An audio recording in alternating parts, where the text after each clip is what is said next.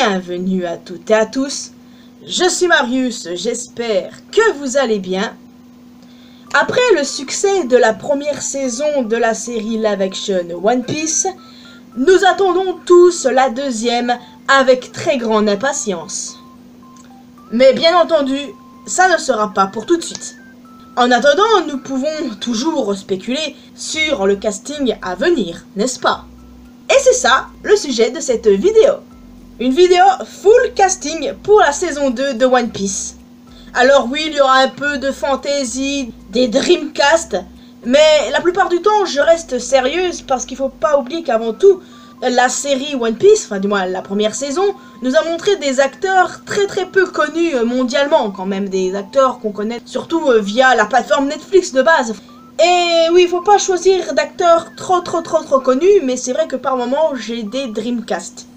Mais la plupart du temps, je reste quand même sérieuse parce que je combine certaines de mes idées avec d'autres idées d'autres fans, voyez-vous. Parce que sur Twitter, en gros, c'est une mine d'informations et les fans, la plupart ont d'excellentes idées et j'ai pris certaines d'entre elles.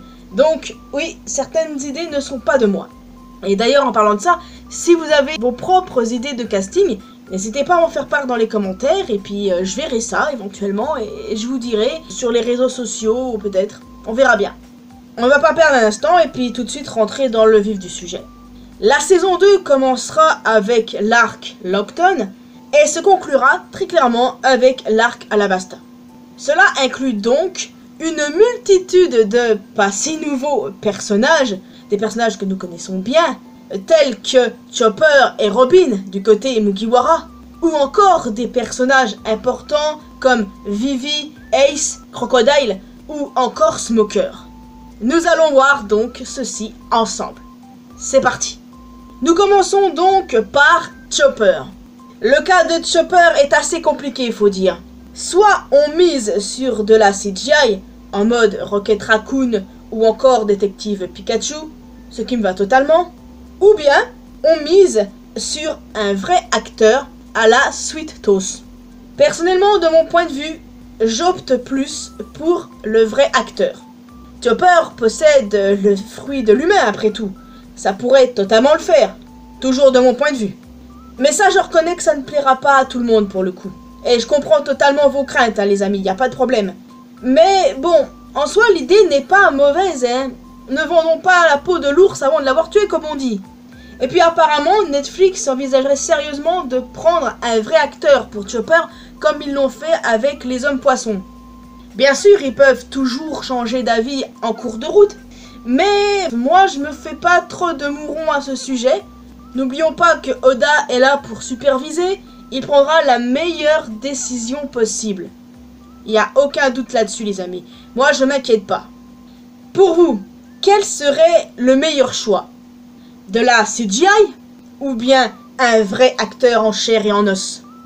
N'hésitez pas à m'en faire part dans les commentaires et on va en discuter. Par contre, je n'ai pas d'idée d'acteur pour Chopper. Nous passons ensuite à la belle et mystérieuse Nico Robin. Apparemment, l'actrice Millie Brady, connue notamment dans le jeu de la dame, serait en pourparlers. Et je dois admettre que l'idée me plaît assez. Mais il y a également un autre nom qui ressort souvent lorsqu'on demande aux fans qui pourrait jouer Robin dans la série live. Eh bien ce nom, c'est Enya Chalotra. En gros, Yennefer dans The Witcher. Et là encore, je vais pas vous mentir, l'idée me plaît assez, même beaucoup pour être honnête. Et il y a des chances que ce soit elle qui soit castée. D'ailleurs, ironiquement, il y a une scène à un moment dans The Witcher, je ne sais plus c'est la combienième saison, où Yennefer a utilisé la même méthode de persuasion sur Jaskier que Robin sur Franky à la fin d'Ignes Lobby. Vous savez, quand Franky doit rejoindre l'équipage. Le parallèle est intéressant, hein. Si c'est elle qui joue Robin, eh ben, ce sera un sacré parallèle pour être honnête. Bon, faudra attendre la saison 3 s'il y a, pour avoir cette scène, l'arc Water 7 Ignes Lobby, parce que la saison 2 s'arrêtera à la basta. En fait, moi, peu importe laquelle, hein, ça me va. Millie Brady, Enya Chalotra, peu importe. Mais il est vrai que celle qui se rapprocherait le plus de Robin, c'est Millie Brady. Ensuite, Ace. Je pense que Xolo Mariduena, notamment connu dans Cobra Kai ou encore dans Blue Beetle, serait absolument parfait dans ce rôle. Non mais regardez ce mec les gars. Regardez, mais moi, j'achète totalement, comme dirait Jean-Marc Généreux. Il serait un Ace parfait. Mais il y a un autre choix. Emery Kelly, vu dans Big Shot notamment, qui en plus a Ace en photo de profil sur son Instagram. Il a même fait un post avec la photo de Ace. Est-ce que c'est un teasing pour nous dire que c'est lui qui incarnera le personnage? Pourquoi pas? En soi, peu importe, comme pour Robin, hein, les deux idées me vont, je vois aucun problème là-dessus. Mais j'avoue quand même préférer le premier. Mais il y a une chose qui doit être très importante et sur laquelle Netflix doit pas se louper, c'est l'alchimie avec Inaki Godoy, donc Luffy. L'alchimie doit être présente, ça doit être super bien fait, c'est ce qui est le plus important. La relation entre Ace et Luffy est très importante. Ensuite, nous avons Vivi. Alors, en traînant sur Twitter, j'ai vu passer pas mal d'idées. J'ai vu Grace Van Patten dans Tell Me Lies, par exemple, mais j'ai vu aussi d'autres idées beaucoup plus intéressantes, comme Yasmine Fletcher, qui joue le rôle de Nakia dans la série Marvel, Miss Marvel. Et j'ai réfléchi et je me suis dit, bah, pourquoi pas? Mais après, il y a d'autres possibilités tout aussi intéressantes, comme Yara Mustafa dans la série Netflix Erwabi School for Girls, ou encore Rosaline Elbey, vue dans Rami. Cette dernière est égyptienne en plus. Alabasta, tout ça les gars. De toute façon, je suis presque certaine que Vivi sera métisse dans le live action. Ça va gueuler très clairement, mais moi ça me va parce que je trouve ça logique. C'est comme le coup avec Nojiko, les gens ils ont pas apprécié ça, du moins certains. Je kiffe Nojiko dans le live action et je suis presque certaine que je kifferais autant Vivi si elle est métisse, enfin. Alabasta, quoi, désert, Égypte, c'est bon, ça va, vous avez compris? Enfin, si vous avez d'autres idées, n'hésitez pas à m'en faire part dans les commentaires.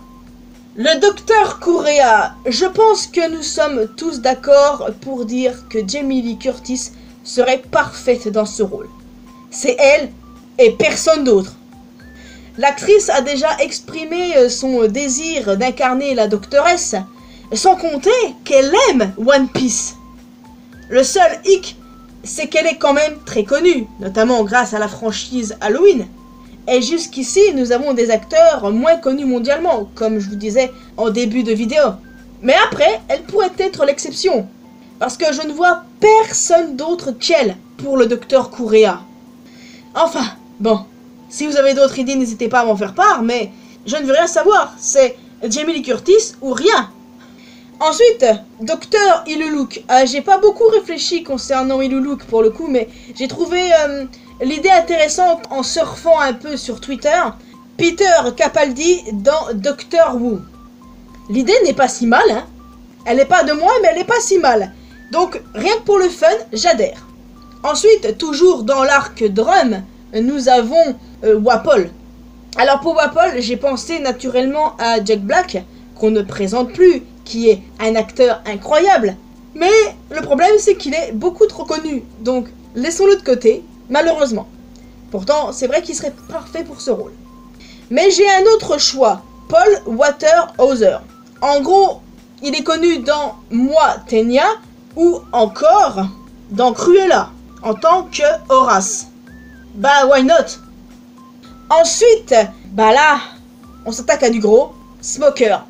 Alors, coup de cœur personnel, hein, Alexander Ludwig, notamment vu dans Vikings, ou encore dans la série Catch, Hills. Bon, d'accord, je rêve trop, je le reconnais, mais écoutez, j'ai le droit de rêver, hein. Mais avouez que ce serait quand même incroyable, hein.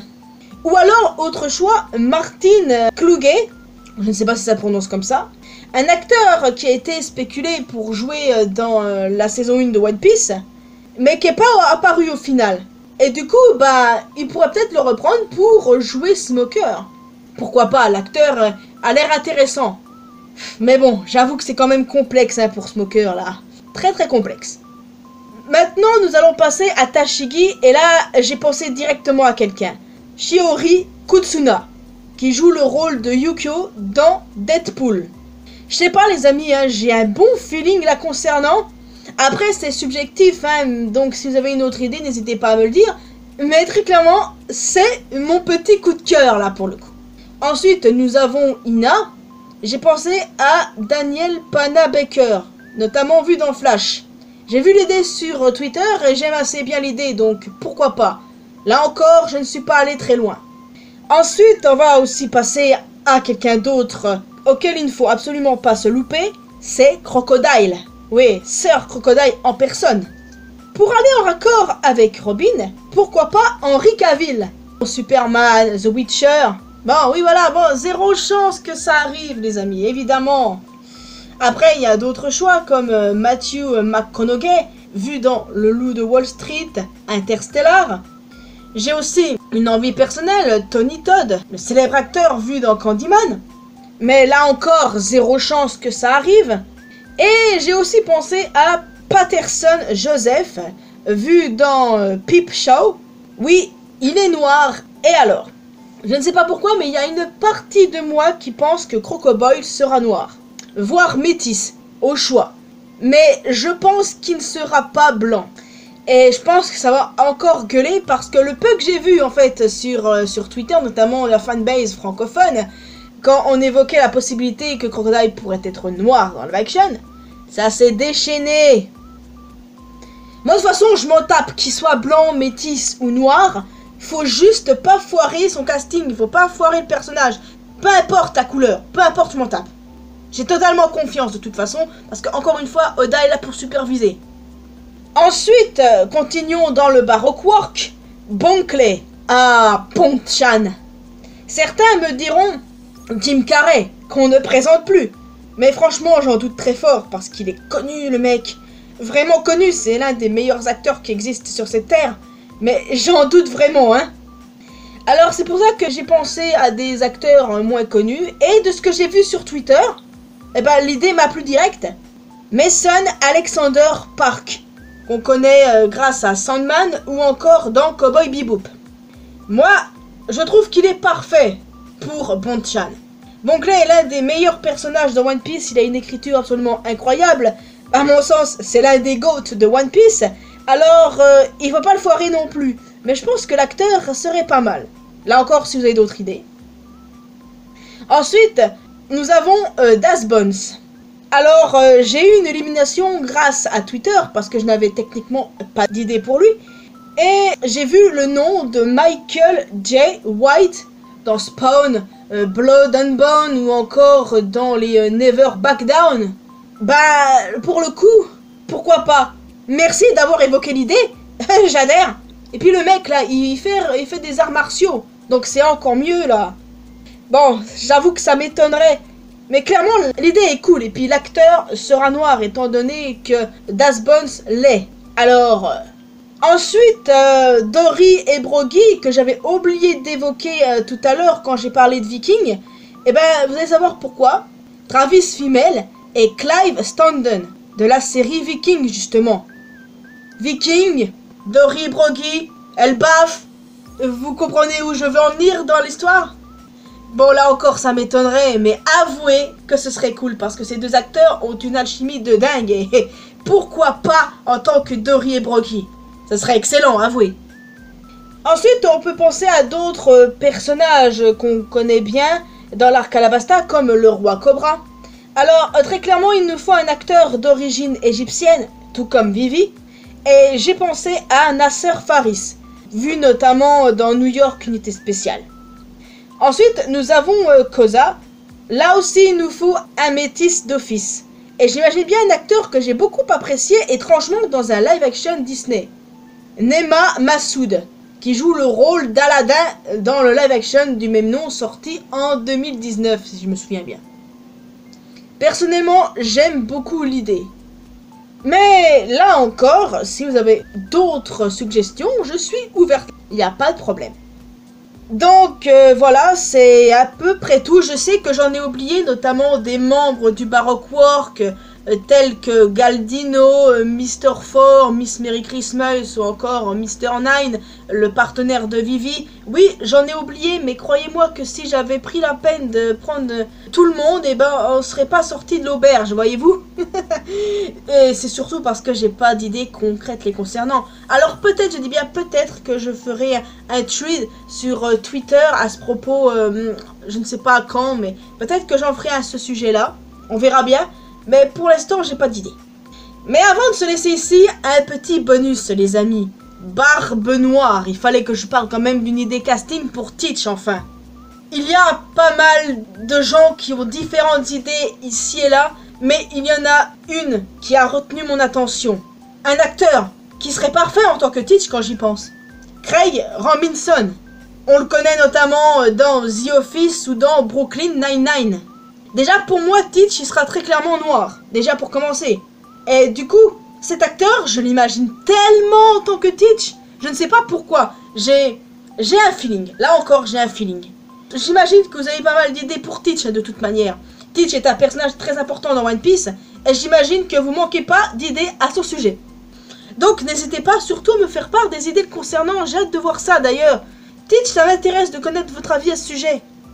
Enfin bon. On en reparlera plus tard, mais j'ai hâte d'en discuter avec vous.